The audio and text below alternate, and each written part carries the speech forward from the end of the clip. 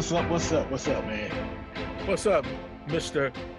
Brown, Mr. Tone of True, whatever Mister, he's calling you by now. don't nobody call me nothing these days, man.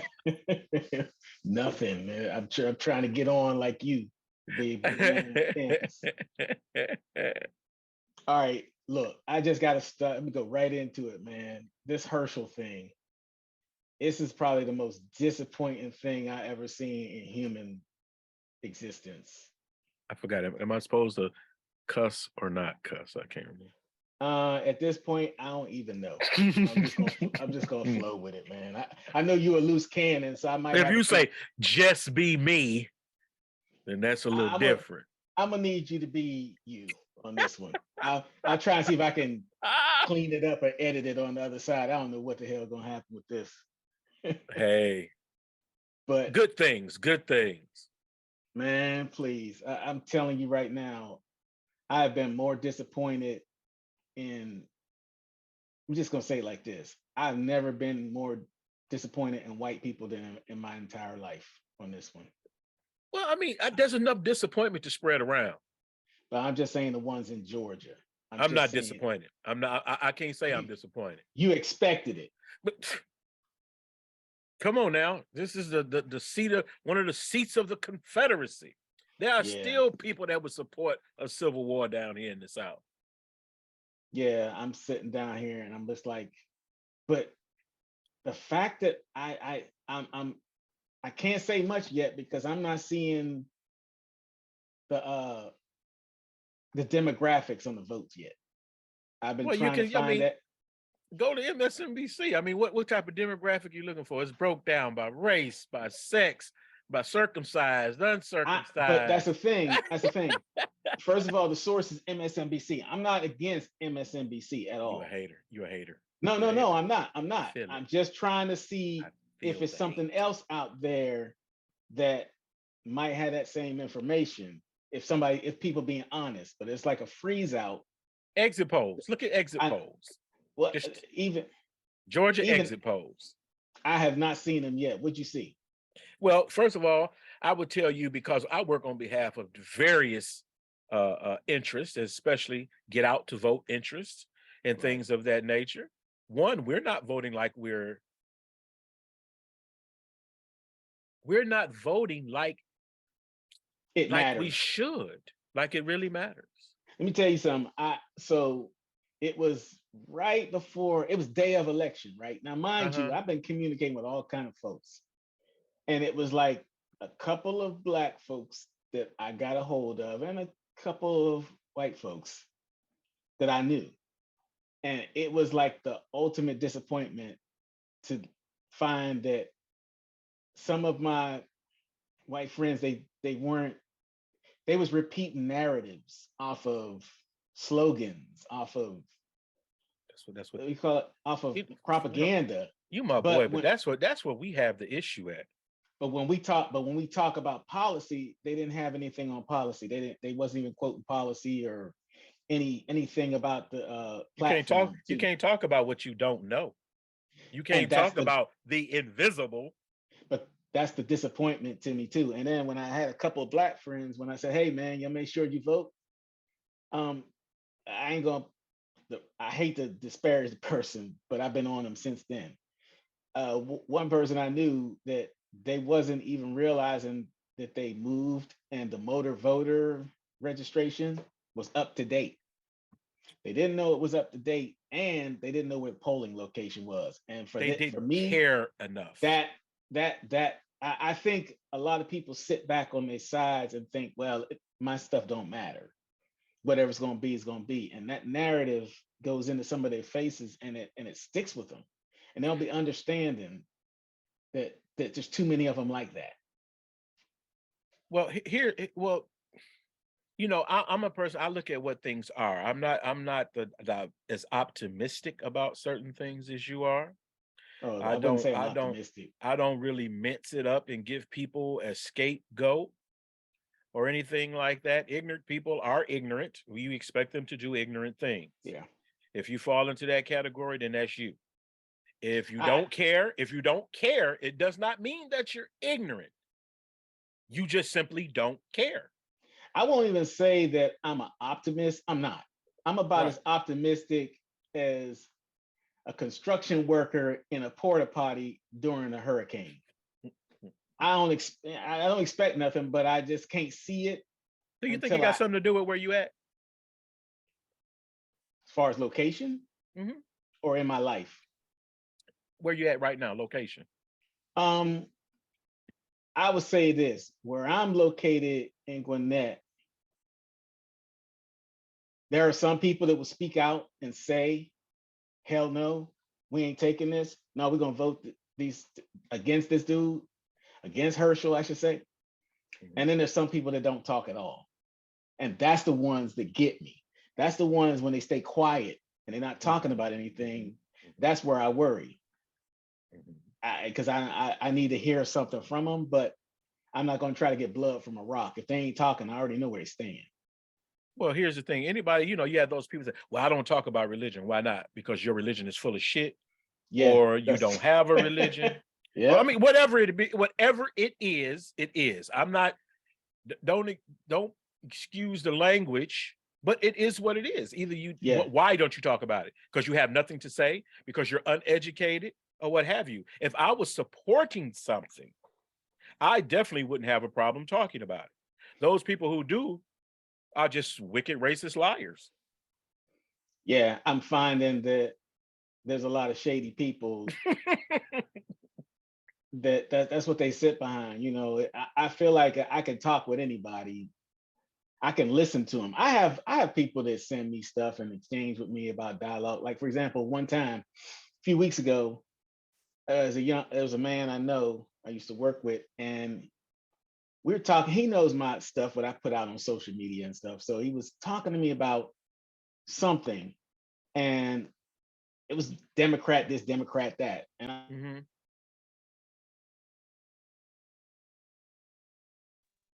sorry, I got muted because a call was coming in. Mhm. But he was talking to me, Democrat this, Democrat that. And I'm like, listen, man, if you ain't talking policy, you really can't talk to me. I said, because I'm about understanding what the policy is. Here we are in 2022, and I can remember all the folks that was dead set against Affordable Care Act Mhm. when they was pushing it back in 2010.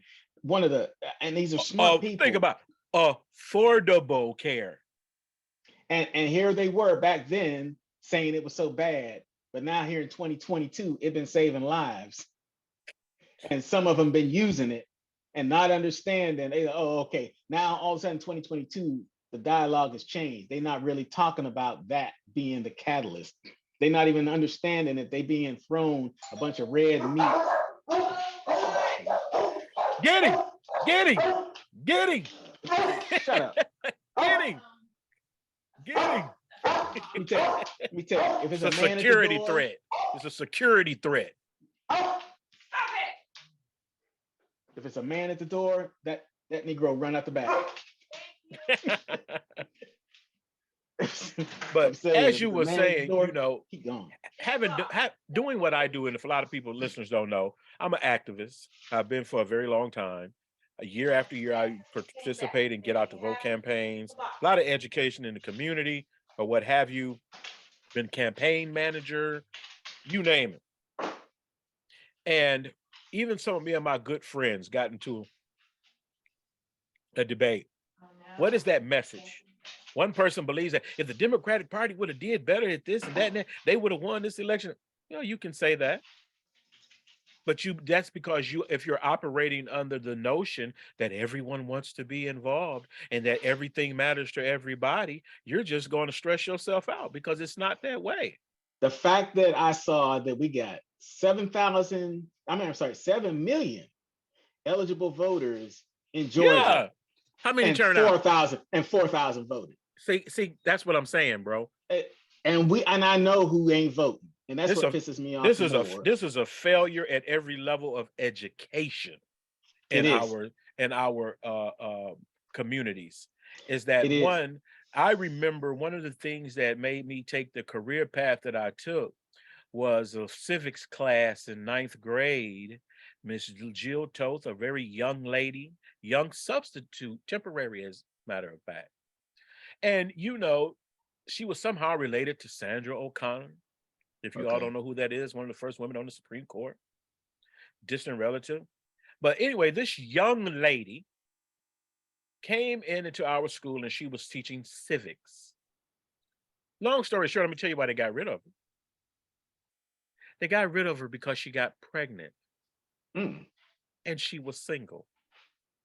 Ooh, okay. Back then, that fell under that little ethical code of teachers Yeah. that this is not what we really want to present.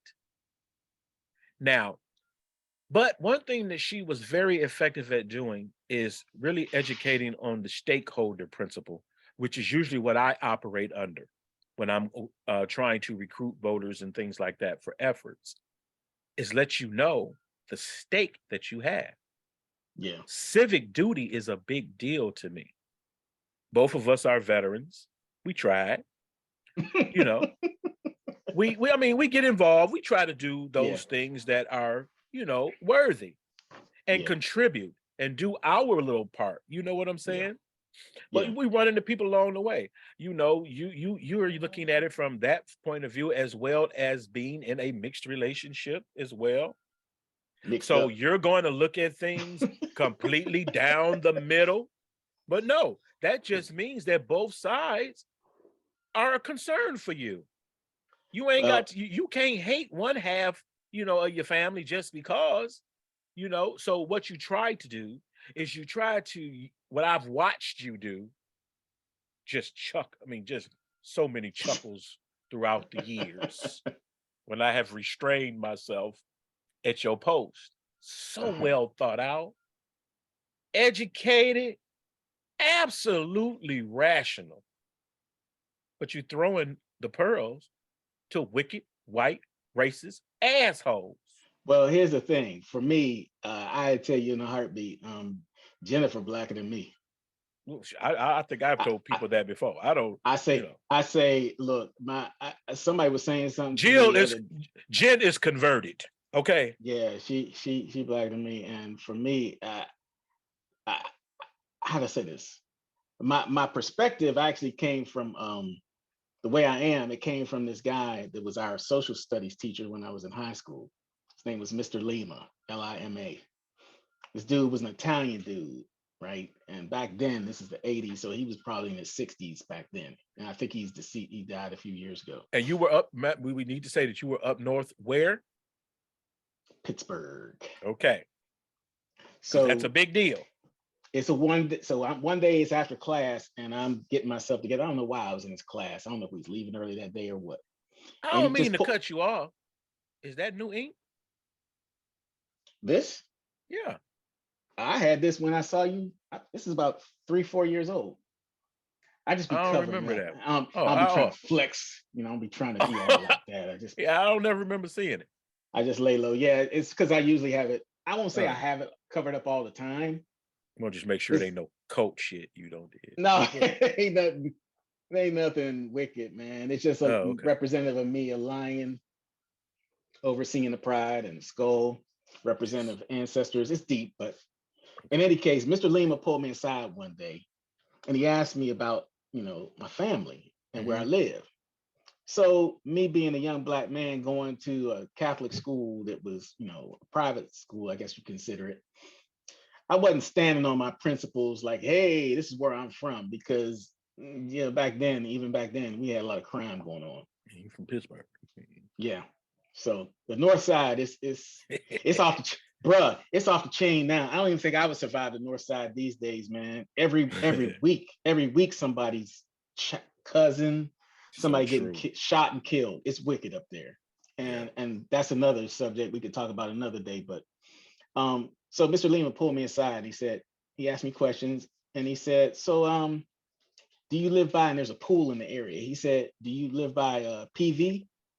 I said, yeah, I used to live on that street right down the street from me. He said, oh, okay, I know PV. He said, Wilson Avenue, Charles Street. I said, yeah. He said, you don't know this, but I used to live there. Now, I'm only 16, 17. So I'm like, you used to live here? Before He said, white yeah. flight. Yeah, before white flight. He said, yeah. Well, even in that time frame, he taught me that even though he was Italian living in the area, they was thought of as the Negroes back then. They was I was gonna use some more of my colorful speech. Shout out to the Jews that don't forgot that y'all used to be they niggas. Next. So he told me about some things, and he said, yeah. He said, do you know what PV stand for? I said, no. He said, Pleasant Valley. I said, oh. Wow. He said, yeah. He said, see, back in the 1920s, that was actually considered the elite people lived there. Mm-hmm. All those things that y'all live in now, they were townhouses back then.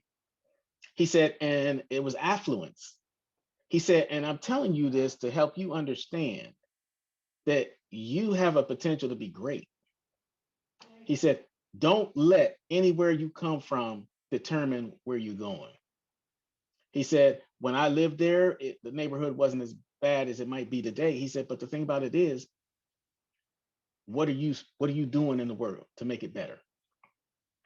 And so because he took that time, suddenly I had this synergy with him that I identified with him and he identified with me. And we understood how he was teaching me how the world evolves. And so in my mind at that point, I had to begin to recognize that many of us, we become who we are as an adult because of what we processed as a child. And those interactions that I had, now mind you, when I graduated from North Catholic, I was on straight Negro mode. I was a new nigger. Man, I don't even know what that was. I don't even know what that is. That's basically when I started getting picked up by the police all the time because I was in the area. Okay. So yeah, it was a different experience. Once I left those hallowed halls of North Catholic, I was introduced to what being a young black man was. And that's why I joined the Army, because I had to get away from that stuff. But for me, my mentality comes from the idea that I grew up around a lot of these people. So I used to hear them say certain things that didn't align with what I was thinking. But where I got my patience from is because of Mr. Lima showing me something that he showed me the difference of the generations. And what's disappointing to me at this point is now we at an age where all of us should be smarter. We came up after the civil rights movement, and I've watched certain people, they don't even understand that their environment is shaping their perspective because they're not getting out and about. We're not as diverse in thought as we should be. So for me, don't get me wrong. What I'm not, I don't give excuses for ignorance. What I do is I just try and drop a seed in some people's minds sometimes. And I'll be honest, it's worth it every time when I get one person who will come back to me on the side and say, you know what, man, I appreciate you enlightening me about this or about that. And it helped me see something different. But the problem is they hit me on the side and it's not evolving some of the people. But you know what? I'm not trying to change the world. I'm just trying to make an impact on somebody, to drop a little seed somewhere sometimes so that some folks can elevate. And I don't need to own their development or their evolution.